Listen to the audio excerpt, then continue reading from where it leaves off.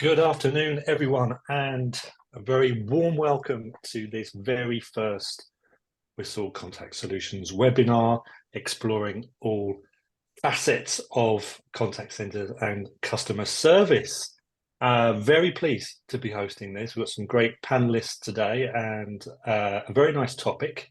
What is the current state of customer service? And now this was born out of recent reports and statistics from the Institute of Customer Service, which suggest that consumers' attitudes towards customer service and satisfaction levels are at the lowest level they have been since 2015. So is this just a blip, or does this really capture the post-COVID zeitgeist? We will be exploring that today.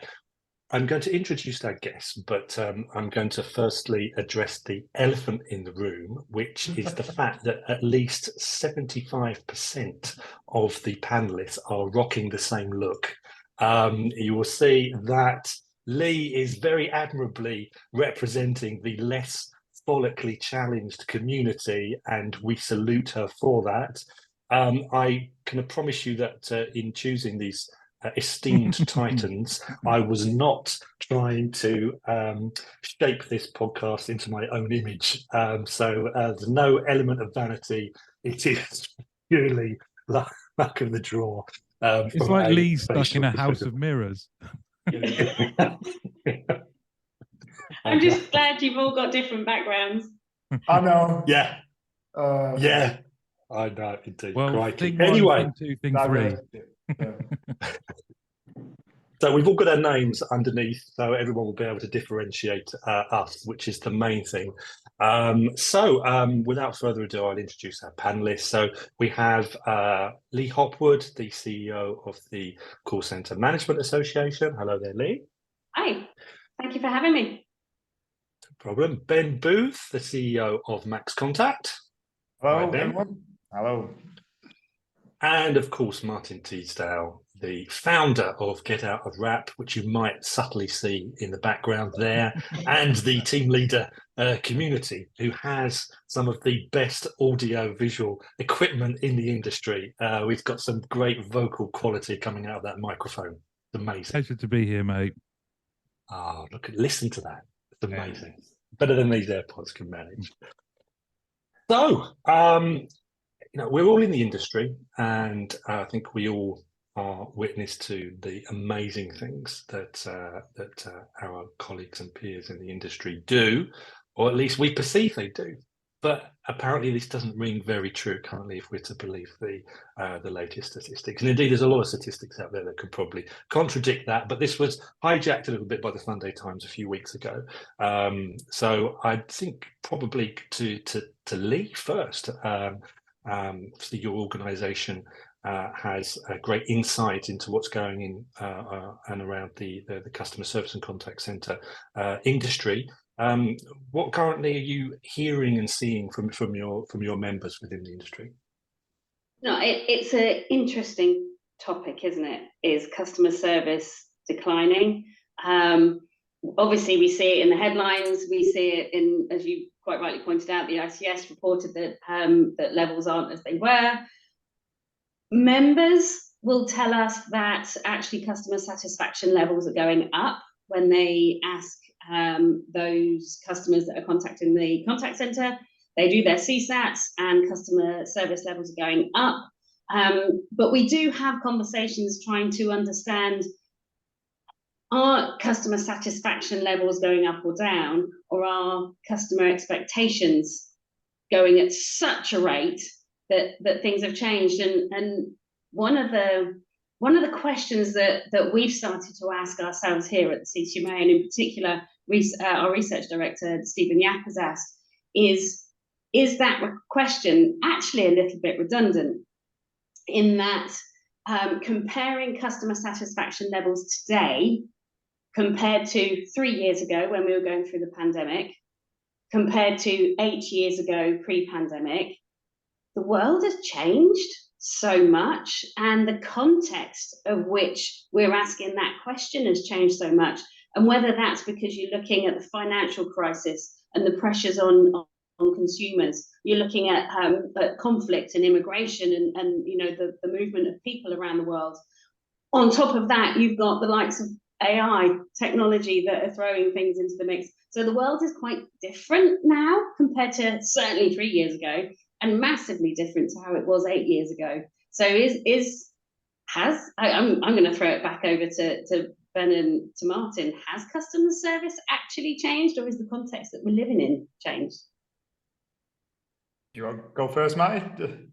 Yeah, I think it's an interesting question. I'm struck by, and I think you'll agree, you can hold two what might appear to be separate positions at the same time, which is number one, the people within contact centers are doing an amazing job constantly, and that's often reflected in either internal quality scores or CX scores that are specifically about how was the person that you dealt with. You hold that position. I think we can all agree on that. What I've been really struck by is Contact Babel's CX decision maker guide that came out recently, where as well as asking 209 odd CX leaders, they surveyed 1,000 consumers, and the correlation between the top things that they thought influenced customer experience were first call resolution and wait times, right? And what I find fascinating is these have been challenges or areas to address for a long time. Now, the positive is it appears that those things could be quite simple, I think, to address, because those are the things that matter to customers, certainly, is deal with my query. Can I get through to you quickly? You know, and I just think those kind of cut through time, context. I find it fascinating because I agree with Leigh that we're in it feels like a heightened sense of expectation. And are people quicker to complain? Are they quicker to see service and have an opinion on it? I would say yes. But what I found fascinating was those two things. You're kind of like, well, that was a challenge 15 years ago. First call resolution, get calls answered or contacts answered within a reasonable time from the customer, because those, regardless of demographic as well, young and old, position those at the top. And I just found that both kind of reassuring but also frustrating. Yeah, absolutely.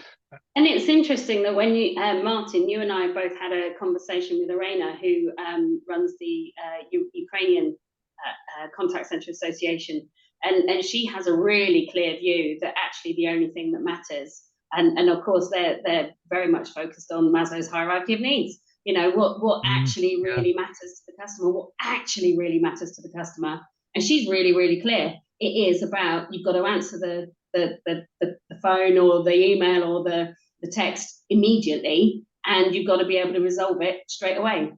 You know, that's all that matters when you are up against the wall. Yeah. I kind of a back to basics approach. Ben, how about yourself? Well, I mean, I agree completely. And usually is these basic questions that need answering. I always like to take things simple, but I think that has, but to your point, that's been the challenge, because it's not answering that call anymore, it's answering that interaction.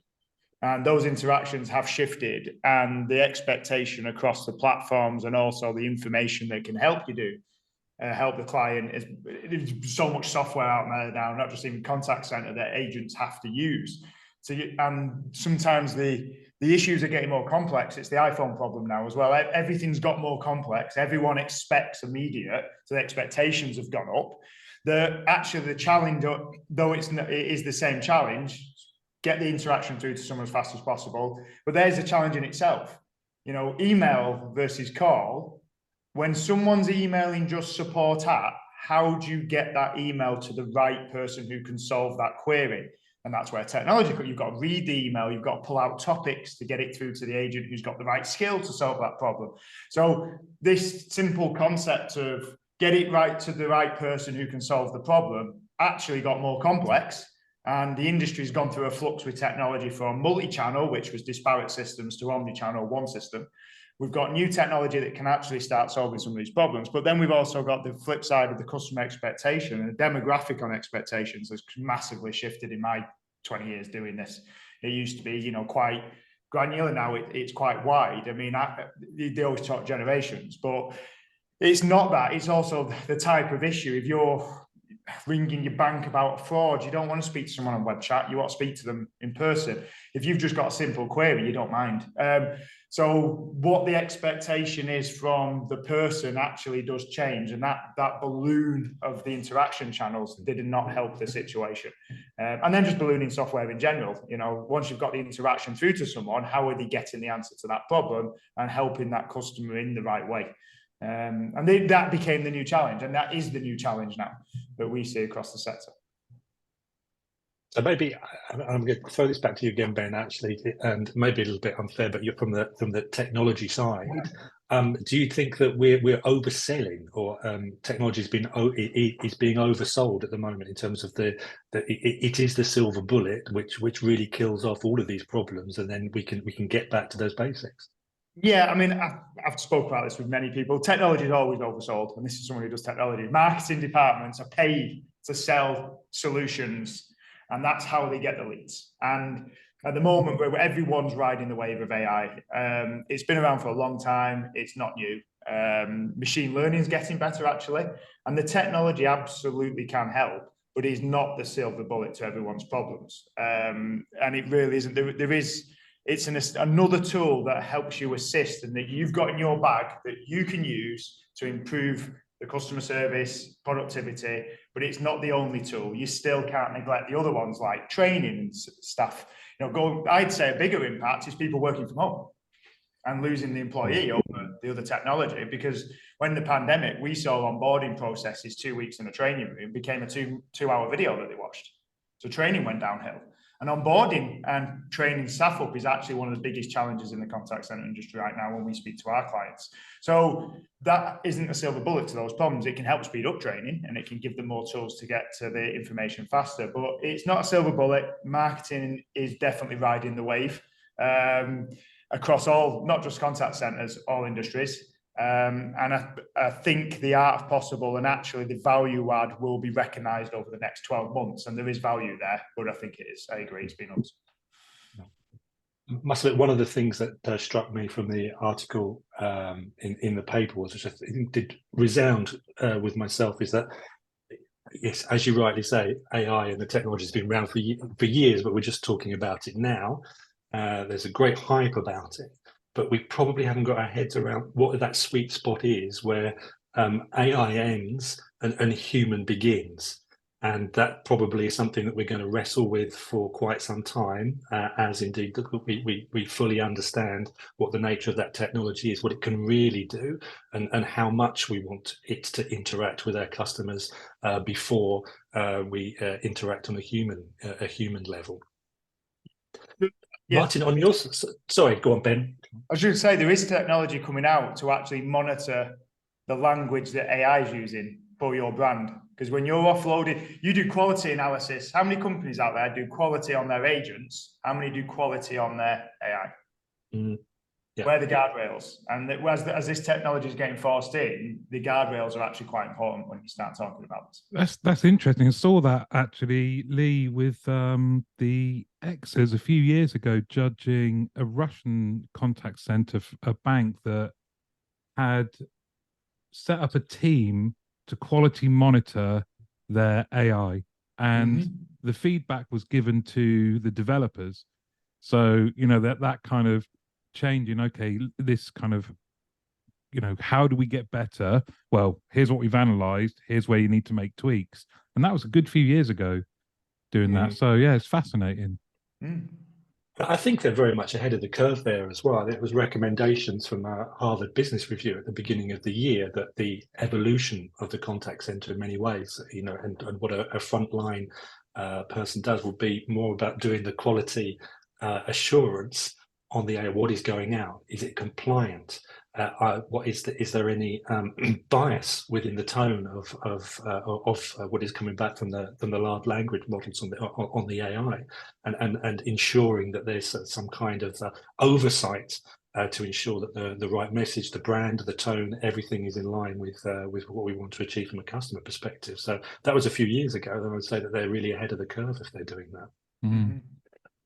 I think it's interesting that AI, I think, can really make a difference to, as you say, the information that it's able to present to the customer or to the colleague to make their lives better. That there's no doubt that there's a place for it. I think the challenge at the moment is finding the right place for it. There's a whole question around trust. We know how difficult it is just to keep your knowledge bases up to date. And that's not even trying to learn from everything else that's going on that might be accurate or inaccurate. So I think there's a long way to go before AI, generative AI in particular, can have the kind of impact that earlier this year it was promising. And I think we just need to keep pushing those boundaries and keep pushing to see what's possible. My other view is that I think technology is behind what some of that customer dissatisfaction is. So, we've seen all the new channels coming to market, and how many times have I heard a member say, oh yeah, I put together a business case that we were going to implement a new channel and it was going to divert calls from the contact center to digital, and actually that didn't happen. And that does beg the question, well, was the customer ready? Ben, we talked earlier, and you talked about actually whether the demographic of the customer was the right demographic to be moving to a digital channel. But is the customer ready? Is the customer journey appropriate and for that process? And actually, is there a quick way out that people can phone the contact center if it's not working? So I think technology, and it's the age-old thing, isn't it? We've been talking about it for years. Technology can be a brilliant way of improving customer service, but it also can be the thing that stops it getting better. Yeah. Well, I think you hit the nail on the head there with customer journey. It seems that in this kind of the travel that we've gone on from quite simple interactions to omni-channel to all of these layers of complexity, that too often they're just added piecemeal on like a patchwork quilt. And the more that we do that, the less that we seem to forget about the customer journey. And, we see these surveys where customers are saying, oh, it's got worse. We just want our call answered. We want it answered, or contact. We want it dealt with quickly. We don't want to have to go through some maze to get to what we want. And I think that's not been done by design. It's been done by a lack of design, looking at what do customers want? Because we go, right, we need some new tech, or we're going to have a new process, or what are we going to do about vulnerable customers? And all of these things with the right intentions are all just kind of smooshed together, whilst outside trying to get in is a customer who has a very simple kind of request, which is, I will rate you highly if you deal with my query quickly and I don't have to contact you back. And then we're trying to do it, but we're coming at it. You often see that kind of, if you have a really clear strategy and everything falls from that, you can get people aligned. It's when they're not aligned and they're not following that kind of holistic vision that things get overly complex. We hosted I hosted a roundtable earlier this week, and we were exploring contact center operating models. And one of the things that fell out of that was, one of our guests was talking about how they're using technology, in particular AI, and their approach to technology. We also talked about this in the context of transformation and whether you were going through a transformation. Fundamentally, everybody's going through a transformation, whether it's a large one or a medium-sized one. Everybody's going through the same thing. But when you are using a technology as a genuine innovator for your contact center, the chances are that you're in a scenario where you're getting updates every 2 weeks. There's a new release out into how your contact center is using technology, whether it's a little feature, a bug fix, whatever. Every 2 weeks that's happening. We also, in that context, asked, well, how often do you check your customer journeys? And the conversation continued to say, well, if you've got bug fixes and features coming out every 2 weeks, then you need to be checking your customer journeys every 2 weeks and really keeping on top of that. And that's something that maybe isn't quite happening across the board. And so technology is therefore, in my view, one of those stumbling blocks to being able to create those brilliant service levels. But you need, I completely agree with that. I used to do implementations, and the amount of when we used to change the system out, you'd speak and say, why is it set up this way? No one can tell you. No one can tell you. And you start going, well, what's the reason? Don't know. Bob set it up. Bob left 2 years ago. But it's always worked that way. That is more common than you think. No one re-reviews, and it builds up over time because they might see a problem, so they make a change, and then times that by 7 years, and all of a sudden you've got, it probably was never meant to be complex in the first place. It just now is, and that review needs to happen. We've quite often gone to clients and we've started the system afresh because no one can tell you why it was ever set up that place in the first place. So it's something that should be re-reviewed. I completely agree with that. I think there's another factor at another roundtable that I was sitting on a few weeks ago. We explored why people were calling a contact centre. Now, the purpose of the contact centre, sometimes it's your sales centre, sometimes a help desk, and you're there specifically to help people through a process. But actually, there's a lot of scenarios where people call you because something's gone wrong, whether it is a where's my stuff or whatever. And something that came out from as I said, a previous roundtable was that the problem isn't necessary, as Martin, you said, actually the service levels that are being delivered by the contact centre are actually increasing. We've never serviced customers as well today, ever before. We're brilliant at it. Yeah. But if I say it's everyone else, then we're being really challenged is the reason why people are calling is because the supply chain is broken down, because there is a policy or a process or a regulation that is causing people to have to call. And so what we're starting to see more of is the use of the data and the insights that's collected in the contact centre to be able to go and make a difference elsewhere in the business, yep. Whether that's a product issue, whether that's a service issue, whether it's a supply check, whatever that is. Being able to use that data, and to the point that we almost started saying, well, actually, is the contact center the insights hub? You know, is that the direction of travel that it's going in? Because then it will demonstrate its true value to the rest of the business. Just a quick shout out there to the people listening regarding questions. Please ask questions through the chat. So do you think, Leigh, on that point that we're probably suffering, I mean, we talk a lot about COVID, but I mean, not taking that in isolation, we've had COVID, a cost of living crisis, war in the Ukraine, supply chain problems, fuel issues as well, that we're feeling kind of those tremors and shocks. Because of multiple crises which have really affected us, and we're just maybe just catching up now. Is that what people are saying? Well, I think all those things you talked about are reasons why contact has increased. You know that when people are worried about their finances, they're going to phone, they're going to either cancel a subscription, they're going to look for a better deal, you know, they make contact. So we know that all those things result in people calling more often. And yet on the other side of the scale, you've got budgets being cut. You know, we're hearing that contact centres are being asked to do more with less.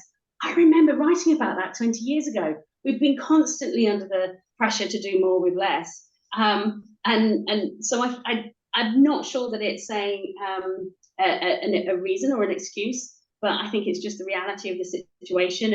And so when you've got interactions going up, budget's not supporting the fact that you've got more people trying to contact. So we're applying technology to try and deal with those increased interactions. But there's so much other things you've got to do to be able to support that. And at the same time, you've got the macro environment changing and changing to the point that actually it's really hard for businesses to keep up. Martin, I think from you, based on what you said earlier regarding the fact that people in the front line are still doing a great job, but we also have to acknowledge that the role of the front line advisor or agent or colleague, whatever we want to call it, has changed significantly. Is that a major challenge for us to attract and retain great talent? I think, yeah, the great job is kind of has risen, right? So greater complexity, greater need to evidence emotional intelligence, greater need to have better communication skills, a greater need to be able to multitask and deal with more than 5 systems on average. So the cognitive load from Stephen's research at the CCMA as well, I remember that, has vastly increased, right? So we have more competent, more able customer-facing team members within the industry. But something you said there about attracting and retaining talent, I wonder when you see some of those stats and things that I opened with, which is customers want to be dealt with. The other interesting thing where there was a big discrepancy is customers said they wanted longer opening hours, right? So they want us to be available and they want to get through. It is part of the reason, this is a genuine question, right? Is part of the reason that we have seen like longer queues, people saying that it's harder to get through purely on the basis of we can't get enough talent or there's an increased pressure on cost? Why do we not have the availability that we used to have? Because I think that's kind of, you know, you look at something like this and you think, right, how can we increase the scores given about our industry so that the Institute of Customer Service reports some nice stats and then the Times writes something nice about our industry, right? Let's look at the low hanging fruit, which is how do we make things easier for customers? How do we, you know, customer effort used to be a real thing and it doesn't seem to have as much kind of relevance anymore when perhaps it should.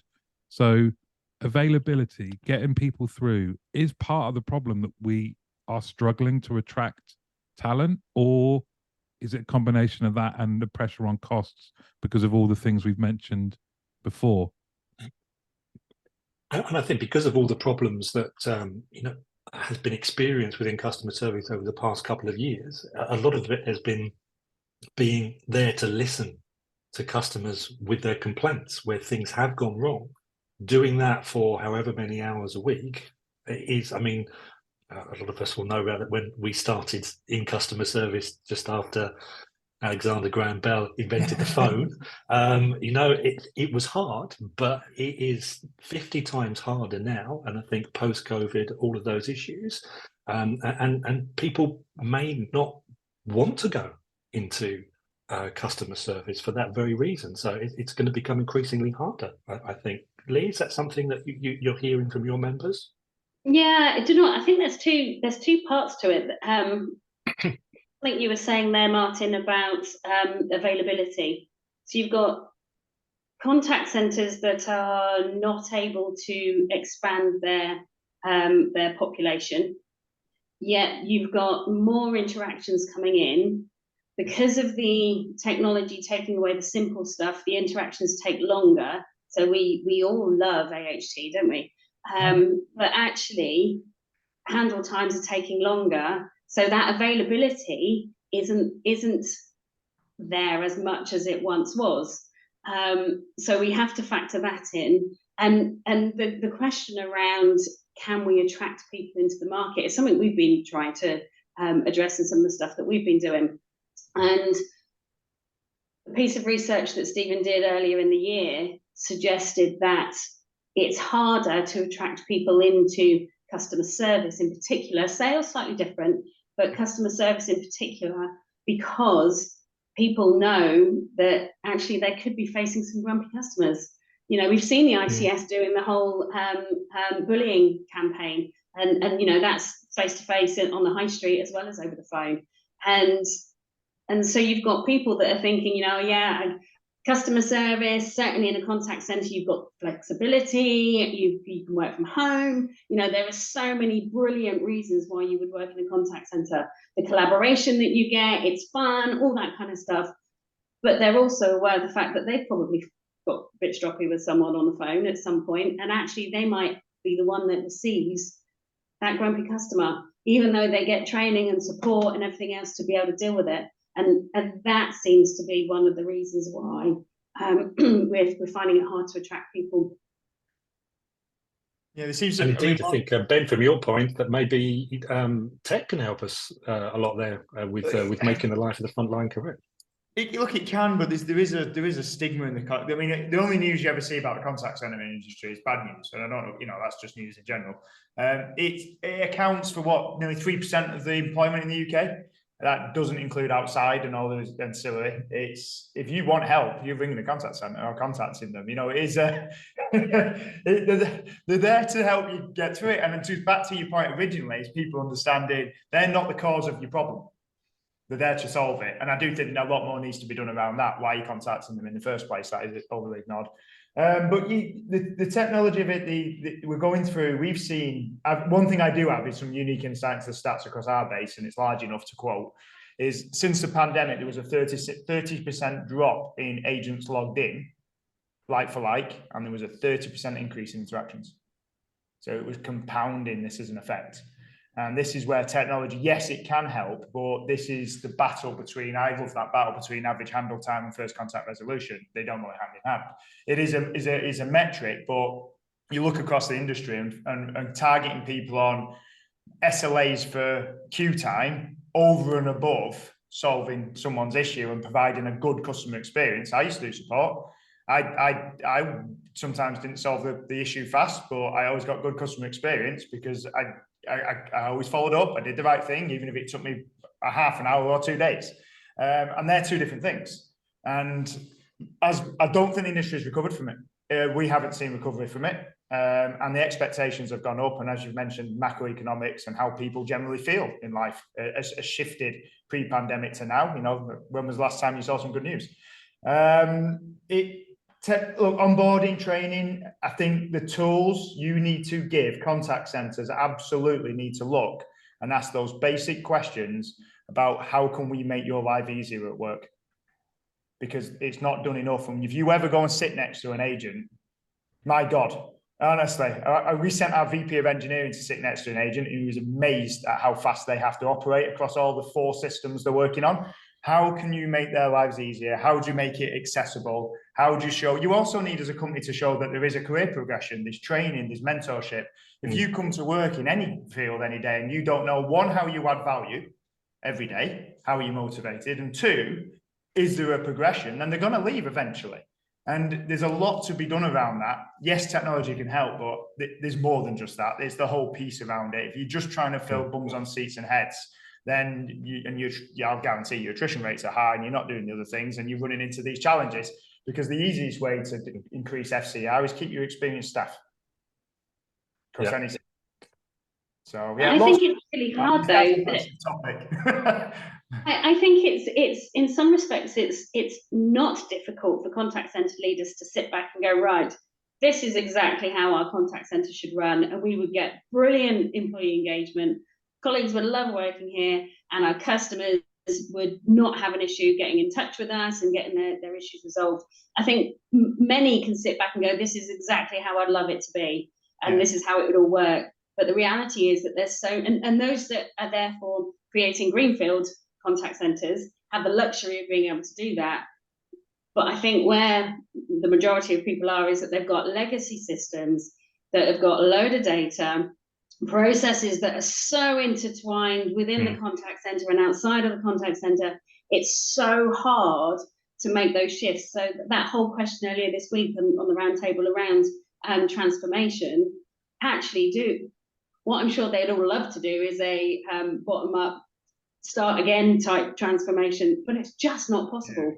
And so it's tweaks and tweaks and tweaks. And going back to what you said, Martin, actually you end up with lots and lots of tweaks that then does that break it further or make it better?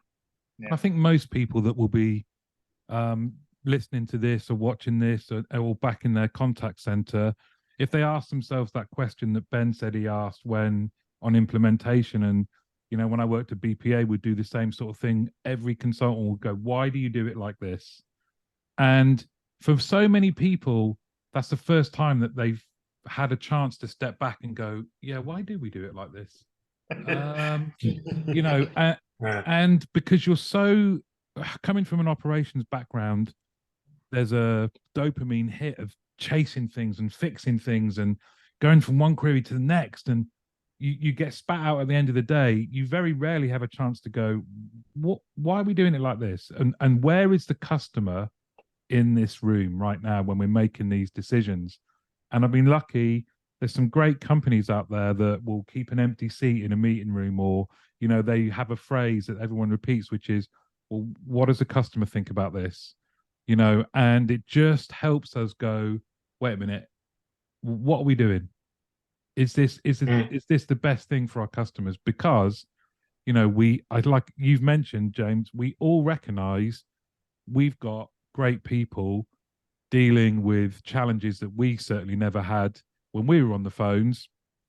And they're doing it, getting hammered, and then they see stuff out there that says they're not doing a great job from a public perception point of view. It's a bit soul destroying. Yeah. You know, and you're like, actually, I've had empathy training. Some of the things that came out of COVID that were just staggering were, you know, charities coming in and training contact centers on how to be better grief counselors, and a real human touch, a real human to human emphasis on how can we help customers. And it is, how do we clear the decks for me? How do we get customers to those great people quicker and in a seamless way? And then they can have a great experience because we know they're going to be talking to great people. I swear to God, that frontline role is one of the hardest jobs in the world. I couldn't do it anymore. I say every to everyone, you've done it. Well, this is why that happened. Yeah. So I think on from that, then I think I totally agree, Martin. It's back to basics, really. It's that kind of 5 times why.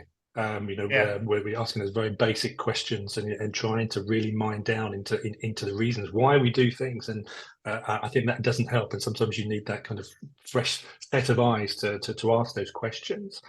But then it's the resolution. And I think this goes back to a point you brought up a couple of weeks ago, Leigh, when we last spoke. It's just about who takes ownership for that. Is that customer centricity? Is that the contact center organization? Is it marketing? Is there a customer experience team somewhere within the organization? Is that something that you're feeling with your members? Well, I think it does come back to that, why are people contacting? So if they're contacting because a process within the contact center didn't work, then obviously that stays with the responsibility of the contact center. But one of the things that we talk about a little bit is, what does marketing do, and are they actually communicating with the contact center? The age-old story of they go to market with a new product and suddenly the contact center is inundated with calls at 9 o'clock at night because an advert went live in the middle of I don't know, the Jungle Show, I can't remember what it's called, and so, you know, that those kind of things I would like to think are now resolved. I hear more and more that contact centers are working with marketing, but some of the things that we've actually reported on earlier this year was contact centers or marketing are missing a trick, in that going through financial crises, people are looking to reduce their insurance payments, they're looking for better deals with their TV subscriptions, and customers are open to being proactively contacted with a better deal. And that certainly a few months ago was not happening. And had that been happening, then the amount of contact into the contact center could have been reduced. So I think that there are, where does the responsibility lie? It's across the business, I think, for, you know, why people are getting in touch. And I think there are many opportunities for the contact center to drive those changes, as I say, using the data and insights, but also working with other departments to say, look, this is what's going on. And actually, if we did something proactive, then there is an opportunity for us to reduce interactions. It's a great question, James, because it's basically, and to Leigh's point, I think sometimes it's reassuring to hear that the contact center has definitely now got a seat at the table when there's any kind of like, what's our customer journey? What's the voice of the customer? What are we trying to do for our customers? It used to be, oh, operation, you contact center, you wait out there, we'll tell you what to do. And now that they have a seat on the table, but still, nonetheless, there's still, I think, some confusion as to who's driving, who is within the organization, who is responsible. I mean, how many companies have a CXO? It's probably one of the least kind of prevalent C-level positions, I would guess. Do you think? Yeah. I don't see it as very often. But then I think that there are various folk that will probably want to take responsibility for it, whether that is marketing, whether that's ops. That seems to be where it sits. And I have a personal view that actually the customer experience is everybody's responsibility. And because it covers everything from product design through to service delivery and everything in between, including the finance department and how they interact with customers. So my view is that it's everybody's responsibility. So I'm not sure a CXO is an appropriate title. I think it's more about each functional area understands what part they play in that customer experience, and that senior board, the CEO, is fundamentally responsible for it, and that it's really clear across that senior board what that experience should look like. That's a good point. James, I don't want to do your job for you, but there is a question in the Q&A. I know. There is a question in the Q&A, and it's from someone I think we all know very well. I was going to come back to it in a minute. I'm not ignoring you, Alf. Don't worry. I was going to come back to it toward the end. I think I just wanted to ask you maybe one final point before we start taking questions, and that's something that struck me when I look at my own interactions as a consumer over the past few years. I've been struck by the fact that I am delighted by customer service on a few occasions, and it strikes me that these are with smaller organizations, and I'm frustrated it's mostly my interactions are with larger organizations. So my question is there a critical mass when it comes to delivering customer service? Do we reach a certain time, a point where things just become too complicated? The volumes are too high, the integration of technology, upscaling teams to be able to deal with such huge demand. It's such a Herculean effort that there is no way on earth that we can do anything more than tick the basics. You on that? I don't think it comes down to how big the brand is. I don't think it comes down to that. So I'm going to reflect on my bank. I had a brilliant experience with my bank this week, absolutely brilliant experience on something I wanted to do. I had a really not a very good experience from the same bank on a different issue about 3 months ago. And so I'm not sure it's about brand. It might be about what you're trying to do. What I was trying to do this week was somewhat easier than 3 months ago. 3 months ago, I felt like I was banging my head against the brick wall. But what I did this week was so much easier. So maybe it's not about how big the brand is, but maybe more about what you're trying to do and empowering your front line. That was the other difference, was the conversation I had this week. The person I was talking to was empowered to help me, whereas 3 months ago, they didn't have access to what they needed to access to be able to help me. And then I got thrown around the various different departments. Yeah. So I think the complexity and the empowerment is what can make the difference, not how big the brand is. Yeah, and I think that empowerment thing, I mean, we were talking about that 10, 12 years ago. And if that has disappeared off the radar, then I think that's obviously something that needs to be corrected. Yeah. Sorry, Ben. Yeah, no, it's good. I mean, I've had one of the best experiences I've had consistently as well. So not even just a one-off, is a very large organization. And I think that one of the differences between the ones where I've had bad experiences is ultimately the business has to decide what its North Star is. And if your customer experience is high up there rather than cost saving or other, then that's the outcome you're going to get. And there is definitely organizations that are trying to improve the customer experience, but being brutally honest, if you sat in front of them, they're not prioritizing it well enough across all facets of the organization. I think It obviously is a bit easier when you're smaller, because it is with any company. You can set a goal and a standard with a small number of people. They get bought into it. You can communicate with your staff better, etc. That doesn't mean it can't be done as you get bigger. The effort level just gets bigger. So the prioritization, I'd say, is the biggest influence for me. I think there's some companies out there that absolutely do not prioritize customer experience at all. It's cost. Yeah. I don't know whether I've had a really interesting experience, but it highlights some of my kind of own stupidity, because I left my house and car keys in a hotel in London, got all the way back to the car park, realized I'd left them there, and I had a Apple AirTag that showed where they were. Could I get through to either the head office or the actual branch, large hotel provider? No, I couldn't. It, like, for days I couldn't get through. And I did what I imagine a lot of customers do. I thought, right, I'm gonna try the reservation line and say I'm making a big booking.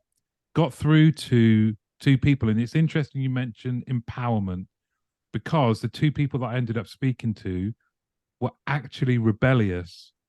The first guy, rather than just bat me off and send me somewhere, just went, right, how can I help? Let me see if I can find the manager on our internal system. I'm going to message him on Teams. He said I shouldn't be doing this. He did it.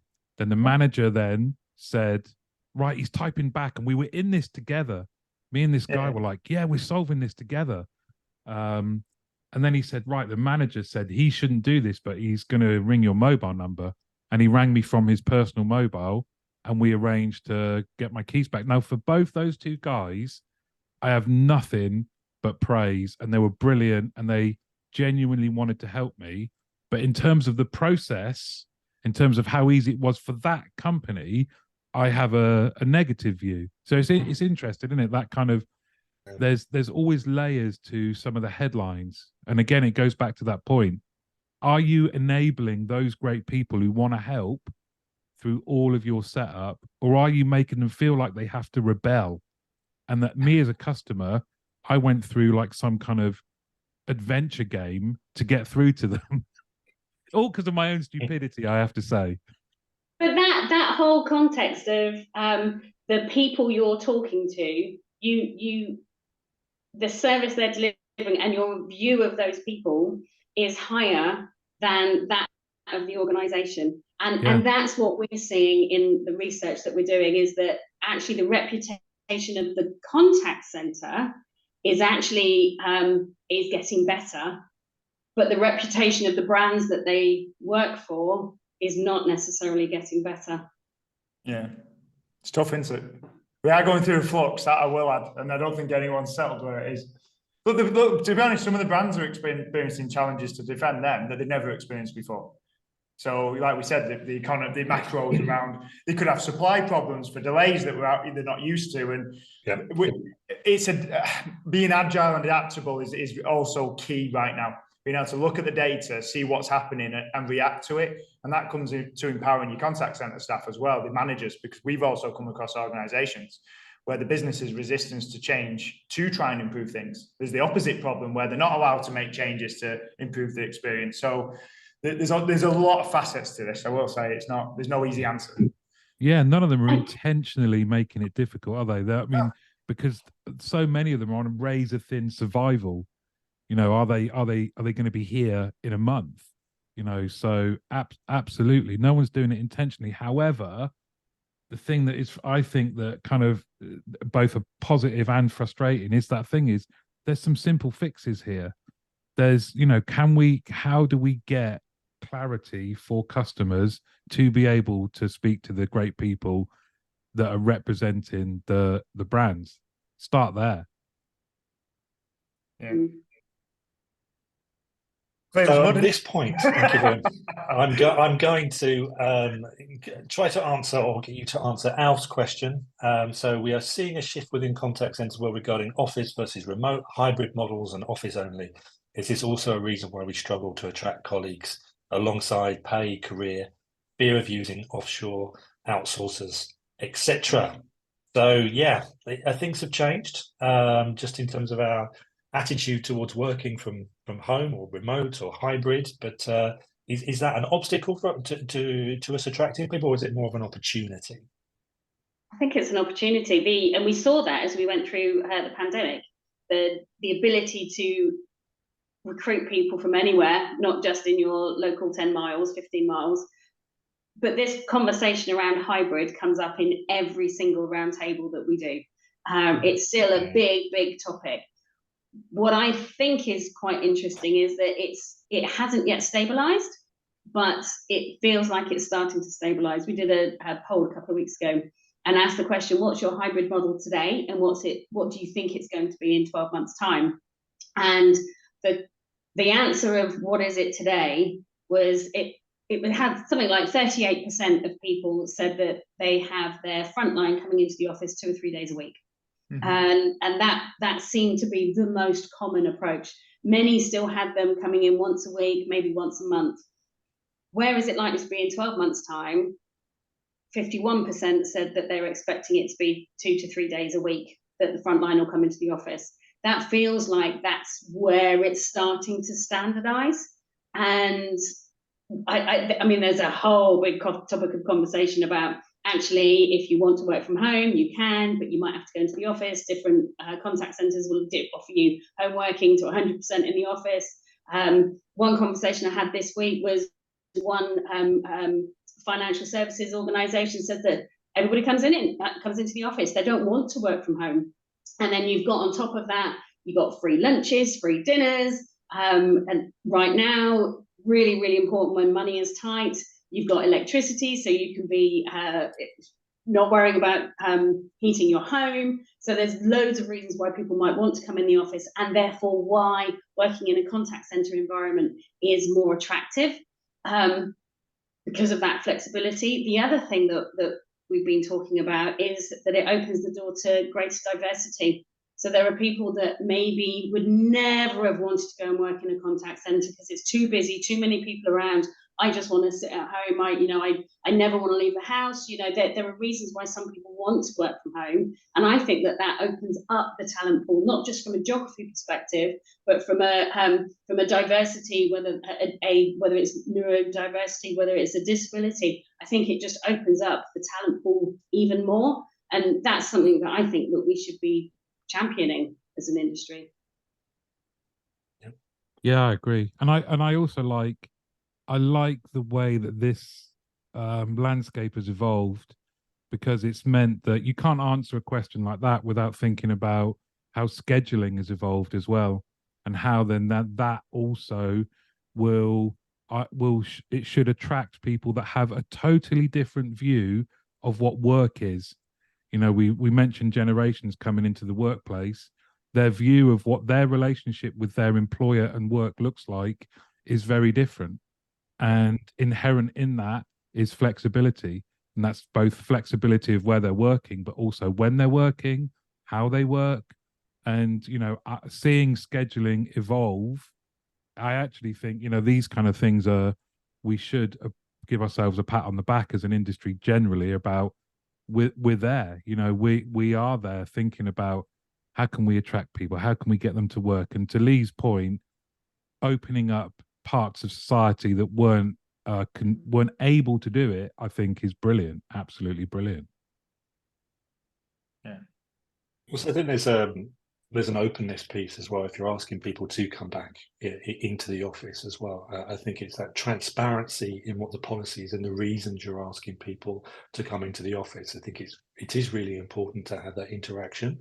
Always been an advocate of working from home, having been forced personally to do that for several years. I appreciate more than ever the ability to interact with colleagues, but I think hoiking people into the office just to say, well, we want you in the office, probably isn't necessarily a great way of instilling confidence in the policy. If it's about building morale and that sense of camaraderie, then there has to be a good reason to come in and people to feel that. And I think when we took our first forays in the previous job, as Alf will know, Air France, back in the Middle Ages regarding working from home, one of the mistakes that we made was to insist on people coming in a couple of times a month, but then it was as if they would come in and then there was no real reason for them to be there, and quite rightly there was some pushback. So that really has to evolve, and that I think there probably has to be a joined up approach to why there is a hybrid approach if we are to remain truly competitive in terms of attracting and retaining that really great talent, which is we're just going to need more and more of, particularly if AI really embeds over the next few years.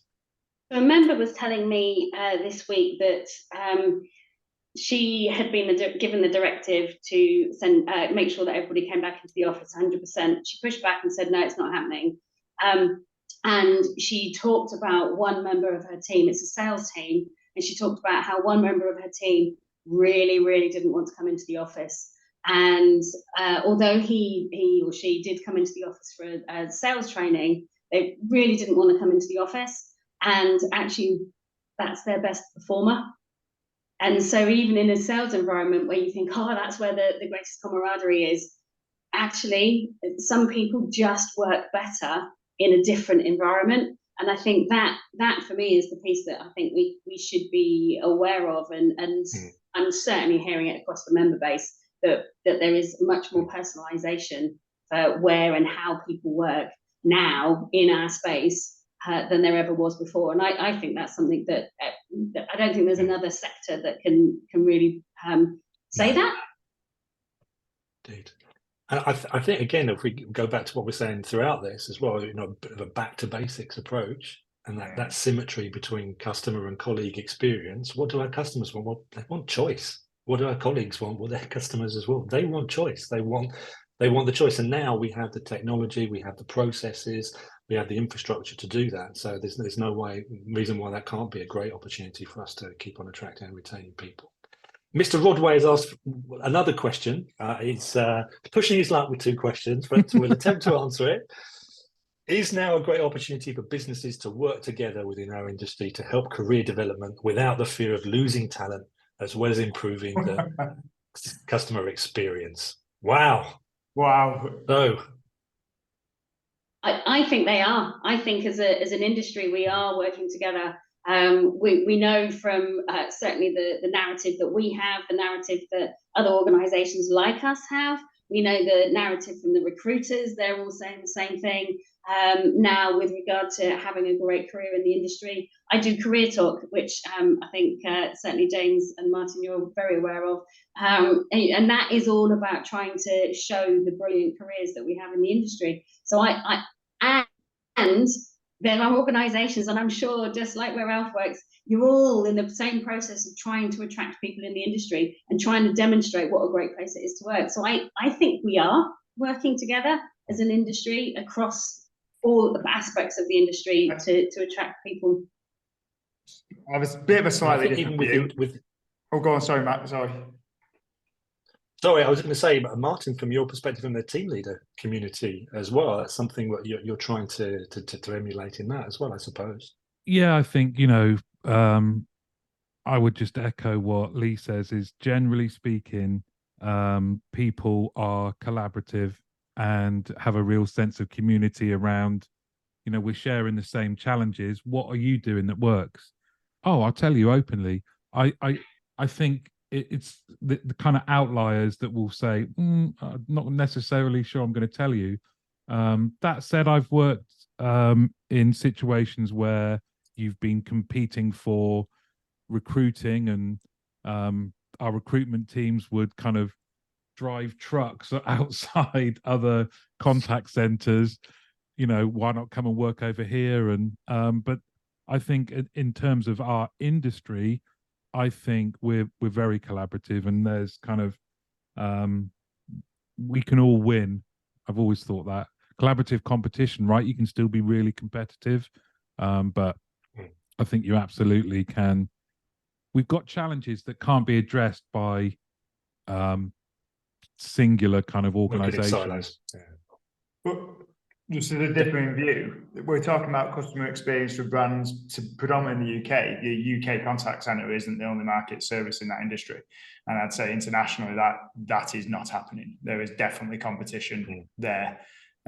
We see it. And then in that country, it's very competitive as well. For if you go to the larger countries that are typically BPO spaces. So, and then there's that challenge there for we're back into the battle of competition and reducing costs because of so that is another tough point when you look at the customer first and where that customer is serviced and how and the industry in general. That's great. Well, thank you very much indeed. We've just surpassed the hour mark, and I would like to thank Leigh, Ben and Martin for providing some great insight, and I think we can go away with a slightly more optimistic view about what the state of customer service is currently than has been portrayed by very two-dimensional figures and so thank you very much indeed. No, and thank you. Thanks for having us. Thank you, you. Jay. Have a great afternoon, everyone. Thank you. Thank Take you. care. Bye-bye. Bye.